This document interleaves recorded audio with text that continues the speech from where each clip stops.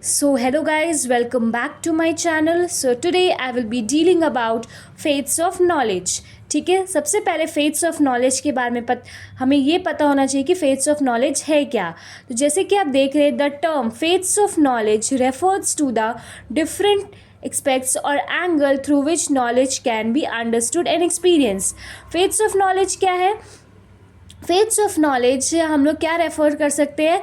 अलग अलग एंगल जिससे हम लोग नॉलेज को समझ सकते हैं और एक्सपीरियंस कर सकते हैं. ठीक है, ये जो फेथ्स है हम लोग को ना ही केवल फैक्ट्स के बारे में बताता है, बट ये और भी डीपर और मोर डाइवर्स है. ठीक है, ये डायग्राम क्लियर नहीं बना हुआ है, बट ये डायग्राम एक व्हील की तरह बनेगा जिसमें पहला होगा explanation, then interpretation, application, perspective, empathy and then your self knowledge. ठीक है, तो सबसे पहले हम लोग आते हैं एक्सप्लेनेशन पे कि एक्सप्लेनेशन है क्या. Explanation refers to the ability to clearly and accurately describe, justify and make sense of facts, events और ideas. Explanation क्या होता है? Ability होता है जिसमें हम clearly और accurately describe करते हैं और justify करते हैं. ठीक है, और make sense of facts, events और आइडियाज़, और आइडियाज़ का, इवेंट्स का यूज़ करते हैं. ये क्या इन्वॉल्व करता है? Going beyond just stating what happened. ठीक है, क्या हुआ है इसके बियॉन्ड ये जाता है. इसका मतलब क्या है कि explaining why and how something works और ऑकर्स. कोई भी चीज़ कैसे हुआ है या कैसे वो चीज़ अकर किया गया है, किसका यूज़ करके? लॉजिक का यूज़ करके और एविडेंसेस का यूज़ करके. The explanation should be understandable और वेल स्ट्रक्चर्ड. ठीक है, ये जो एक्सप्लेनेशन है कैसा होना चाहिए? अंडरस्टैंडेबल होना चाहिए कि लोग उसको समझ सके, और सही स्ट्रक्चर वे में होना चाहिए. It should be based on facts and correct concept. सही फैक्ट्स पे बेस्ड होना चाहिए और कॉन्सेप्ट पे बेस्ड होना चाहिए. It should include reason, causes और principal.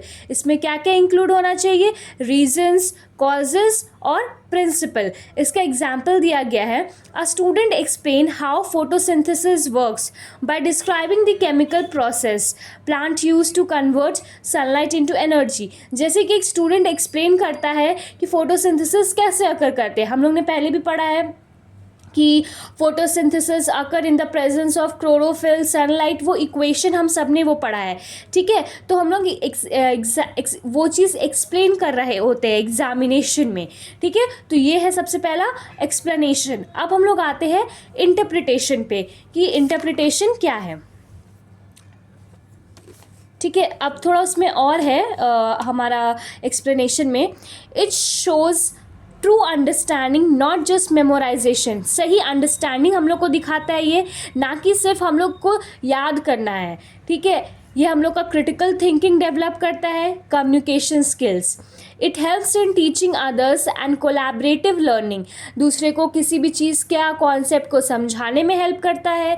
It forms a foundation for evidence based reasoning. ये एक फाउंडेशन सेट करता है एविडेंस बेस्ड रीजनिंग के लिए. ठीक है, सेकेंड है इंटरप्रिटेशन. इंटरप्रिटेशन क्या है?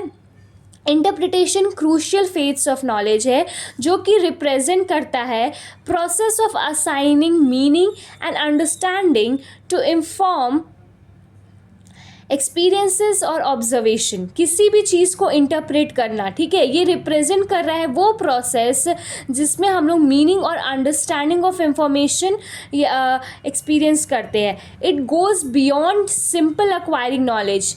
सिंपली एक्वायरिंग नॉलेज से बियॉन्ड है ये इन्वॉल्व करता है actively making sense of that knowledge within a specific context and a specific purpose. It involves applying existing knowledge, experience and perspective to make a sense of new information. ये क्या करता है? ये involve करता है कि हमारे पास जो पहले का नॉलेज है, एक्सपीरियंस है ना, उसको कंबाइन करता है न्यू नॉलेज के साथ. ठीक है, then your critical interpretation involves questioning, assumption, consideration, alternative perspective and evaluating the evidences before making a judgment. पहले हम लोग किसी भी जजमेंट को करने से पहले हम लोग अपना प्रीवियस नॉलेज के हिसाब से, जो करंट नॉलेज है उसके हिसाब से हम लोग फिर कोई डिसीजंस लेते हैं. एग्जाम्पल देखिए, एग्जाम्पल से आपको ज़्यादा अच्छे से क्लियर होगा. Historians interpret historical events and sources to understand the past and their interpretation are often shaped by their own perspective. जैसे कि historians क्या यूज़ करते हैं, historical events का यूज़ करते हैं, ठीक है, या फिर sources का यूज़ करते हैं ताकि वो past को समझ सके, है ना, कि past कैसा था, बाय देयर ओन पर्सपेक्टिव, अपने ही पर्सपेक्टिव के हिसाब से, ठीक है। हम लोग कोई तो पास्ट में गया नहीं है कि उस चीज़ को हम लोग पता कर सके कि कहाँ है क्या है, बट हम लोग के पास जो रिसोर्सेज है, ठीक है, उसी से हम लोग इंटरप्रेट कर लेते हैं कि कि हमारा पास्ट कैसा होगा। That is your interpretation. I hope it is clear. Now coming to application. Application क्या है? Application represents the practical use and execution learning concept and skill in real world situation. Execution क्या represent करता है? Practical use. अब हम लोग practically कहाँ use करेंगे, ठीक है, अपने लर्निंग कॉन्सेप्ट को या फिर स्किल्स को रियल वर्ल्ड सिचुएशन में, ठीक है। It's about translating theoretical understanding into an action and demonstrating the ability to apply knowledge effectively. ये क्या करता है कि हम लोग के पास जो theoretical understanding है उसको action में लाने में help करता है और demonstrate करता है हमारा ability, ताकि हम लोग उसको apply कर सके हमारा knowledge effectively.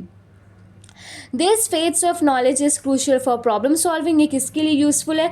प्रॉब्लम सॉल्विंग के लिए, making inform decision and creating a new solution. Inform decisions बनाने के लिए और एक नया सोल्यूशन क्रिएट करने के लिए, ठीक है। Application can also foster creativity and innovation.